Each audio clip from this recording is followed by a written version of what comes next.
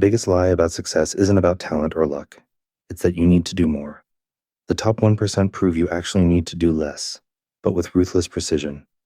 Have you ever started your day with a long to-do list, only to feel exhausted and still behind by 10 a.m.? Do you know that quiet panic that sets in when you're doing everything you're supposed to, more emails, more tasks, more hustling, and yet you're no closer to the focus and energy you see in the people who are truly winning? That struggle isn't a sign you're failing. It's proof you're using the wrong blueprint. I spent years studying what the most effective people do differently, and it all comes down to a single counterintuitive shift in your first waking hour. So what's the first move? It's not coffee, it's not scrolling, it's a 5-minute blockade against the world's chaos. You wake up, and your brain is a blank whiteboard. For those first precious moments, you get to draw the day's blueprint before anyone else scribbles on it. Most people forfeit this. They hand their fresh attention to emails, to news, to other people's emergencies. But here's what no one tells you: the 1% guard that space like a fortress. They understand that the first input of the day becomes the filter for everything else. So they choose their input with surgical care. Their first conscious act is often embarrassingly simple: a large glass of water. Not a complex elixir, just water. After hours of sleep, your body is dehydrated. Your brain is literally shriveled, operating at a deficit. This one action is a signal. It says, we are refueling the machine before we ask it to perform. It's not about optimization. It's about basic respect for the instrument you've been given. They don't start the day trying to rev a cold engine. They prime it, and then they insert a gap. Just 10 minutes of pure stillness, no meditation app, no guided mantra they have to follow perfectly. Just sitting, maybe by a window, and letting the thoughts rush in like a noisy crowd, and then watching them leave. This is the real secret weapon, because the default mode of modern life is reactive. Something pings, you jump. A worry appears, you chase it. This 10-minute gap builds a muscle of non-reactivity. It creates a tiny space between a stimulus and your response. And in that space, you find your power to choose. Most people miss this, but here's the problem. We are addicted to urgency. We mistake the buzzing phone for importance. We believe that starting the day by putting out fires makes us productive. It doesn't. It makes us tired by 9 a.m. The 1% know that urgency is a tyrant. It creates the illusion of progress while stealing your focus from what actually matters. And that's when everything changes. That first hour is a sacred contract you sign with your future self. You are saying, my long-term goals are more important than your short-term distractions. Every time you check your phone first, you break that contract. And you start the day working for someone else's agenda. After the stillness, they ask one ruthless question. What is the one thing that if I accomplished it today would make everything else easier or irrelevant? Not a to-do list, one thing. They write it down on a physical notepad. The act of writing crystallizes it. This becomes the morning's true north. For the next 90 minutes, they will defend the time to work on that one thing with ferocious intensity. This is where the compound interest of life is earned. Not in frantic multitasking, but in uninterrupted, deep focus on the lever that moves the world. This is where the magic happens. They enter what researchers call a flow state. The world falls away. Time distorts. An hour feels like 10 minutes. This isn't about working harder. It's about working from a different plane of consciousness. Your skill meets the challenge perfectly, and you are fully immersed. The 1% don't wait for inspiration to strike. They build the cage, the quiet morning, and then they step inside with their one task. Inspiration is forced to visit them there. But have you noticed something strange? Most people never create the cage. Their environment is all noise and open doors. And just as they hit their peak, they do something that feels counterintuitive. They stop. They stand up and walk away from their work, even if they're on a roll. This is a deliberate cliffhanger. It leaves a thread dangling in their mind. Their subconscious will now work on the problem while they're getting coffee, while they're in a meeting. The work continues in the background.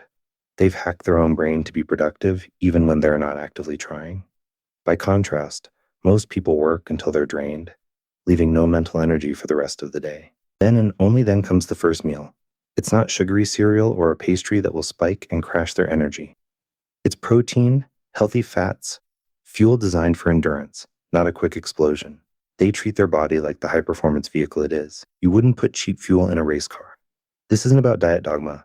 It's about understanding that your physical energy is the currency for your mental focus. They invest in that currency first thing. Now pause and look at the arc. In under 2 hours, they've done less than most people try to do by 10 a.m. But they've done it with profound intention. They've hydrated, calmed their nervous system, defined their peak priority, entered a state of deep work, and fueled themselves properly. This creates an invisible force, momentum. The rest of their day isn't a fight against exhaustion and distraction. It's a graceful flow downstream, powered by the current they built in the morning. The real reason this works isn't the individual habits. It's the sequence. What came next surprised even them. Let's hold up a mirror. A normal morning for many is a symphony of panic.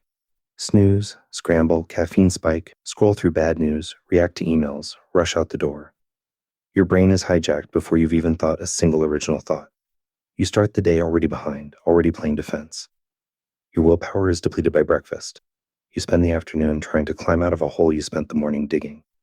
And this is where it gets worse. We blame our lack of discipline, our weak character. But the problem isn't you. It's your protocol. This is the turn. The 1% morning isn't about finding more time. It's about changing the quality of your attention within the time you already have. You have the same 24 hours. They just allocate the first hour differently. They protect it. They understand that the morning is the rudder of the day. A small, precise movement here changes the entire course of the ship by nightfall. You don't need to wake up at 4 a.m.